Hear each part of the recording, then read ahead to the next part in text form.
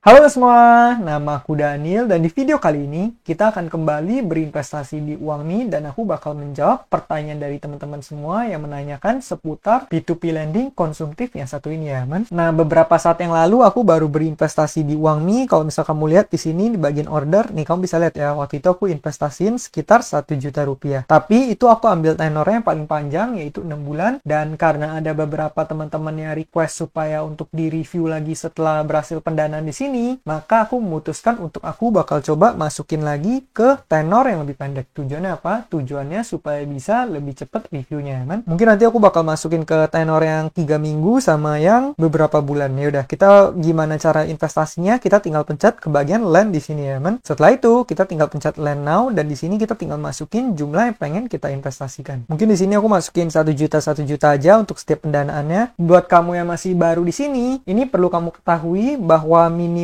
pendanaannya itu adalah 1 juta rupiah. Dan di sini angkanya itu nggak bebas memang, berbeda dengan Easy Cash. Kalau Easy Cash kan kamu mau masukin angkanya berapapun bisa. Misal kamu masukin 1.125.300 rupiah, itu bisa. Nah, kalau di Uangmi ini nggak bisa. Dia sistemnya adalah kelipatan 100.000 rupiah. Jadi kalau kamu masukin 1 juta, itu bisa 1.100.000, itu bisa 1.200.000, 1.300.000. Nah, itu bisa. Kalau misal kamu masukin angka random, dia nggak bisa ya, kan? Jadi pastikan investasi kamu minimal 1 juta dan kelipatan 100.000 rupiah. Ya udah, di sini aku bakal masukin 1 juta aja. Kita tinggal pencet OK di sini. Kalau udah, kita tinggal pencet land now. Dan untuk transfer outnya itu nggak usah khawatir karena nanti kamu bisa ganti lagi ya. Jadi kamu nggak perlu khawatir kalau salah pilih sekalipun. Ya udah, di sini aku tinggal pilih bayar dari BCA. Aku tinggal pencet confirm di sini. Setelah itu kita akan bayar menggunakan Cbank seperti biasa ya, kan? Nah, tadi kenapa sempat nggak bisa? Tadi sempat nggak bisa itu karena aku milihnya ya principal auto allocate interest withdrawal. Dan karena bunganya kurang dari 10.000, jadi dia nggak bisa hanya narik bunganya, kan? Transfernya kurang dari 10.000 nggak bisa. Maka dari itu aku pilih untuk diinvestasikan kembali semuanya atau pilih untuk tarik semuanya aja. Ya udah, di sini kita udah bisa. Ya udah, kita tinggal copy account numbernya atau nomor rekeningnya, kemudian kita buka Cbank kita. Nah, dari Cbank ini kita tinggal transfer seperti biasa, kan? Kita tinggal pencet transfer, kemudian BCA virtual account. Nah, kalau udah di sini aku tinggal masukin lagi jumlah angka yang pengen aku transfer. Pastikan kamu transfernya sesuai dengan yang kamu request di aplikasi Uangmi. Jangan sampai beda ya, man. Kalau beda nanti bisa nggak kehitung. Ya udah, kita tinggal pencet selesai di sini. Setelah itu kita tinggal pencet selanjutnya. Kemudian kita masukin PIN seperti biasa. Pembayaran diterima. Kalau misalnya kita pencet selesai di sini, nah saldoku udah berkurang 1 juta. Kalau misalnya kita back ke aplikasi Uangmi, harusnya udah beres ya, man. Nah, kamu bisa lihat ke bagian order, sekarang total asetku udah bertambah menjadi 2 juta rupiah. Jadi seperti itu ya, teman, cara mendanai di Uangmi. Dan kamu bisa lihat di sini realized total economic benefit ada di angka 13.671.102 rupiah. Ini artinya apa? Ini artinya bunga yang udah aku dapatkan selama aku berinvestasi dari awal sampai sekarang. Akumulasinya ada di angka sekitar 13 juta. Mungkin bagi teman-teman itu bukan angka yang besar, tapi bagi aku udah sangat seneng banget bisa menghasilkan passive income dari uangku ya, man. Bahkan 13 juta ini bisa aku gunakan untuk katakan membeli PC atau misalnya aku membeli laptop untuk aku berinvestasikan ke channel ini, bisa aku gunakan untuk banyak hal. Dan di sini kamu bisa lihat expected yesterday economic benefit ini sekitar passive income hariannya. Kamu bisa lihat di sini aku mendapatkan passive income harian sebanyak 397. Ini passive income yang aku dapatkan kemarin, belum menghitung yang 1 juta yang baru aku investasiin tadi ya, kan? Nah, jadi gitu ya cara berinvestasi di Uangmi. Nanti mungkin aku bakal masukin beberapa tenor lagi supaya nanti aku bisa segera mendapatkan return dan aku bisa langsung review ke teman-teman. Karena lumayan banyak teman-teman yang request untuk hasil investasi di Uangmi ini. Oke, aku bakal menjawab beberapa pertanyaan dari teman-teman semua. Yang pertama dari Kak Randi Fernando, "Bang, itu uangnya harus dibalikin nggak, Bang? Kalau kita udah dapat 20 juta. Nah, di sini sistemnya adalah kalau misalnya kamu mendanai di Uangmi,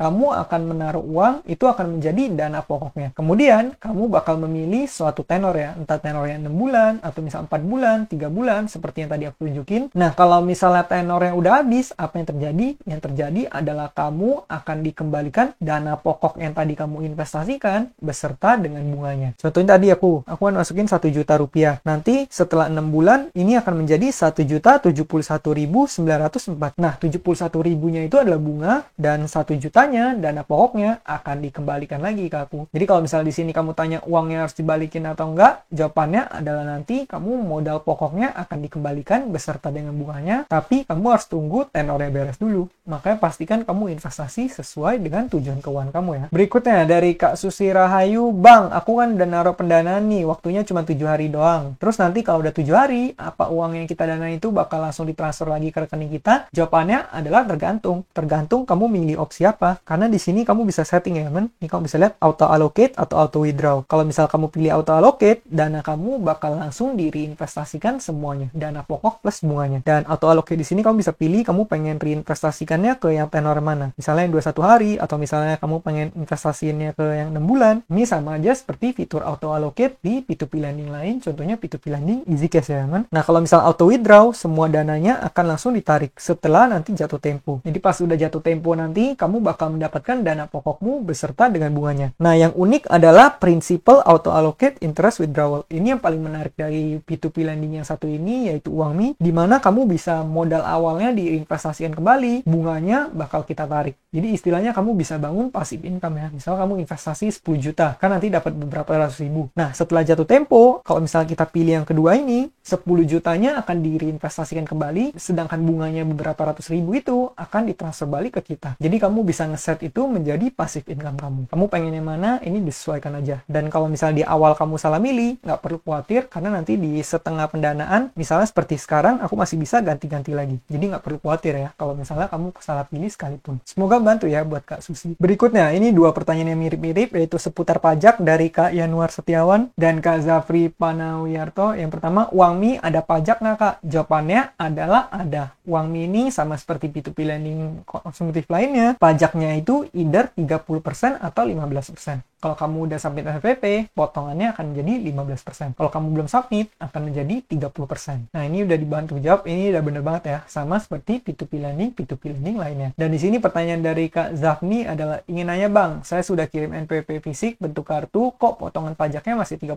ya? Nah, di sini yang terjadi mungkin adalah kartu kamu masih belum direview dan masih belum dikonfirmasi. Biasanya kamu perlu menunggu beberapa saat sampai nanti NPWP kamu berhasil dikonfirmasi. Kalau misal kamu udah nunggu waktu yang lumayan lama, tapi kamu masih potongannya tetap sama, 30%, nah itu kurasa kamu perlu untuk kontak tim supportnya supaya segera dibantu ya. Mungkin ada kendala, entah NPWP-nya ditolak, atau ada kendala di back-end, atau apapun itu, pastikan kamu coba tanya ke tim supportnya supaya bisa dibantu. Kalau misal kendala teknis seperti ini, pasti mereka lebih bisa bantu ya, kan? Aku pribadi, aku nggak punya kontak RM di sini, jadi kalau misalnya ada kendala, pasti aku bakal hubunginnya ke tim support. Tapi sejauh ini, selama beberapa tahun menggunakan Uangmi, aku sama sekali belum pernah ada kendala ya, dan sejauh ini aku cukup puas dengan performanya. Berikutnya ini pertanyaan seputar easy cash, mungkin nanti aku bakal bikin di video yang membahas seputar easy cash ya. Ini juga beberapa adalah pertanyaan seputar bibit, nanti aku bakal jawab di video yang membahas seputar bibit. Di sini ada dari Kak Wahyu Prasetyo, di peer-to-peer lending masih ada kan Kak? Nah, kalau aku pribadi, aku tetap masih investasi di P2P lending, cuman udah nggak seagresif dulu. Karena kenapa? Karena seperti yang kamu ketahui, belakangan aku mainnya lagi sedikit lebih defensif, karena tahun ini keadaan ekonomi lagi nggak menentu. Jadi aku untuk sekarang lebih mempersiapkan liquid ya, kan? Aset-aset yang sifatnya lebih mudah untuk dicairkan. Supaya nanti kalau misal terjadi worst case scenario, terjadi krisis atau apapun, aku bisa langsung menggunakan aset-aset yang aku miliki tersebut untuk membeli aset yang sedang terdiskon. Sehingga nanti kalau misal krisis udah beres, aku bisa menghasilkan lumayan banyak uang ya, kan? Tapi apakah caraku ini harus diikuti? Jawabannya enggak. Setiap orang memiliki strateginya masing-masing dalam berinvestasi. Dan kalau misalnya ditanya masih invest di P2P atau enggak, aku pribadi masih invest, cuma nggak seagresif dulu. Nanti kalau misalnya pasar udah membaik, atau misalnya udah keadaan ekonomi lebih stabil, dan misalnya kita udah beres krisis, atau mungkin aku cukup yakin krisisnya udah nggak terjadi, mungkin aku bakal kembali investasi di P2P lending. Karena seperti yang kamu ketahui, P2P lending bisa memberikan return yang lebih oke ya. Dan sesuai dengan prinsip investasi, return lebih tinggi, otomatis risikonya pasti lebih tinggi ya, man? Semoga bantu ya buat Kak Wahyu. Berikutnya dari Kak Anton Temata, Uangmi dilunasin kok malah nggak bisa pinjam lagi? Nah, kalau untuk ini aku pribadi kurang paham karena ini lebih ke arah dari sisi borrowernya ya. Mungkin di sini uang Mi yang kamu gunakan juga uang Mi untuk borrower. Aku pribadi aku kurang paham karena aku biasanya lebih paham dari sisi lender ya. Kalau misalnya ada kendala seperti ini, kamu boleh coba tanya ke tim supportnya, atau kalau kamu punya kenalan RM, kamu boleh coba tanya. Mungkin itu juga adalah mitigasi resiko yang dilakukan oleh perusahaan uang manajemen untuk memfilter pendanaan yang mereka salurkan. Tapi kalau misalnya ada teman-teman yang tahu jawabannya, kamu juga boleh tulis kolom komentar supaya bisa membantu teman-teman kita ini ya. Berikutnya, ini pertanyaan terakhir yang aku bakal jawab di video ini dari Kak Kaulo Alit, 21 hari vs 30 hari, bagusan mana kok? Nah, kalau aku pribadi, menurut aku yang paling bagus adalah ya returnnya paling tinggi, yaitu yang long term ya teman. Ini kamu bisa lihat, semakin lama kita investasi, returnnya bakal semakin tinggi. Yang 6 bulan itu bisa sampai 14,5%. Bahkan kadang mereka juga suka ngeset, kalau misal kamu lihat ke notifikasi di sini, mereka juga pernah set waktu itu bunganya lumayan tinggi. Nih, kamu bisa lihat di sini, produk 4 bulan berubah menjadi 16,5%. Ini sekitar tanggal 27 Januari. Jadi uang ini adalah P2P lending konsumtif yang lumayan sering otak-atik atau ganti-ganti bunganya, teman. Saranku pribadi, kalau bisa kamu investasinya yang lebih long term. Tapi akan jauh lebih penting kamu investasinya yang sesuai dengan tujuan keuangan kamu. Misalnya uang ini pengen kamu pakai 2 bulan lagi, atau misalnya 1 bulan lagi, ya kamu sesuaikan aja dengan tujuan keuangan kamu. Walaupun returnnya lebih rendah, nggak apa-apa, karena emang tujuan investasi adalah untuk memenuhi tujuan keuangan kita ya, teman. Jadi kalau misalnya di sini kamu tanya 21 hari atau 30 hari, sesuaikan dengan tujuan keuangan kamu.